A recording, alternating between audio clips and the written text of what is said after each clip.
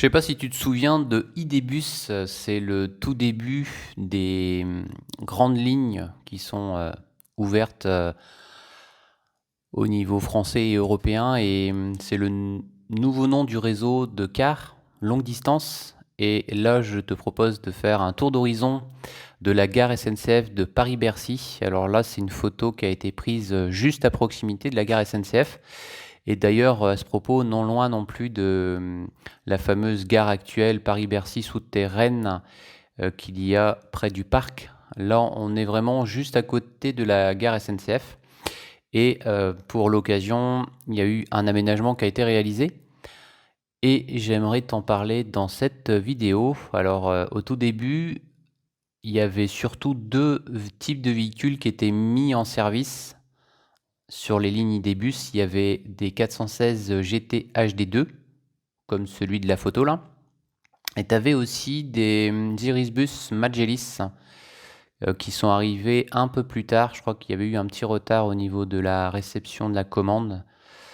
Et donc les tout premiers à circuler, c'était des S416 GT HD2. Alors sur cette photo, ce qui est intéressant, c'est que tu avais un portique, tu vois, avec une limitation de hauteur.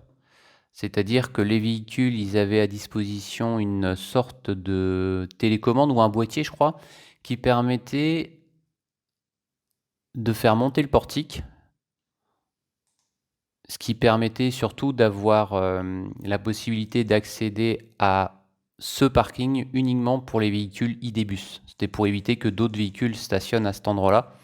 Donc tu avais deux possibilités, soit quand il était activé d'avoir une hauteur max de 5,10 m, ou sinon de 3 mètres, donc ce qui forcément empêchait les véhicules de transport en commun de passer sous le portique. Donc c'était à mon avis une sorte de sécurité pour accéder à cet espace uniquement pour les véhicules Idébus. Alors sur cet espace, tu pouvais mettre jusqu'à 4 autocars simultanément. Tu avais également un écran pour connaître les horaires de départ des véhicules Idébus. Alors probablement aussi les arrivées, j'avais pas pris en photo, je ne me souviens plus. En tout cas, c'était bien structuré. Tu avais à la fois donc le personnel de conduite et tu avais séparément une personne aussi dédiée à l'accueil des voyageurs. Et tu regardes sur cette photo par exemple, tu as deux cabanes, tu vois, enfin des sortes d'Algeco qui sont positionnées de sorte à ce que les personnels d'accueil puissent renseigner les voyageurs. Et ce qu'on retrouve aussi tout autour de cet aménagement, ce sont des quais accessibles, donc pour les personnes à mobilité réduite, puisque tu avais la possibilité aussi de faire monter à bord du car des fauteuils si besoin, en tout cas un fauteuil. Et si tu regardes bien sur certaines photos, tu vois que l'ouverture qu'il y a juste sur la partie latérale droite avant, donc derrière la porte avant, tu avais une porte. Et cette porte-là permettait de descendre, enfin plutôt de faire monter une plateforme pour ensuite que le fauteuil roulant puisse accéder au compartiment intérieur de l'autocar. On va monter à bord désormais et on va commencer par le poste de conduite avec, tu le remarques, une boîte PowerShift. Donc c'est une boîte robotisée de 8 vitesses avec sur le côté gauche également en complément un écran de contrôle juste au-dessus du tableau de bord et près de la fenêtre conducteur. Alors cet écran permettait de géolocaliser le véhicule et d'avoir, il me semble, aussi accès au SAEIV, puisque le véhicule était localisé et il permettait aussi de connaître toutes les informations, et notamment au niveau des horaires de départ, d'arrivée, et toute autre information utile. Côté voyageur, tu retrouves aussi un espace confortable, puisque la configuration de ce véhicule était assez limitée en nombre de places. Alors, je me souviens plus exactement le nombre de capacités voyageurs. Alors, ça devait être pour moi une quarantaine de places. Je crois que c'était 44. Alors, je suis pas sûr de moi, ça va mettre entre parenthèses.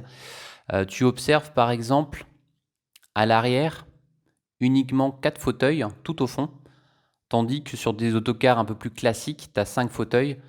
Il y avait vraiment une volonté de la part d'Idebus d'avoir des sièges suffisamment séparés les uns à côté des autres, puisque tu avais la possibilité de décaler ton fauteuil sur la partie latérale pour te décaler tout simplement de ton voisin.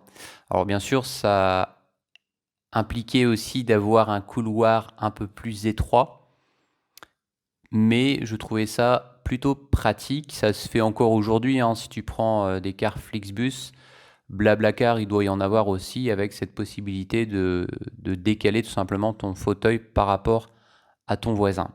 Alors tu avais après tout le confort habituel à bord, c'est-à-dire les toilettes. Tu avais à l'époque, alors là je me souviens plus bien parce que il y avait, alors j'ai pas pris en photo, il n'y avait pas les logos sur le véhicule, mais il me semble que tu avais aussi la possibilité de recharger ton portable avec des prises de 120 volts ou des prises USB. Sauf que là, je m'aperçois que je les ai pas prises en photo. Et le Wi-Fi aussi à bord. C'est ici que s'achève cette vidéo. Je te dis à demain pour un prochain podcast ou une prochaine vidéo. À demain.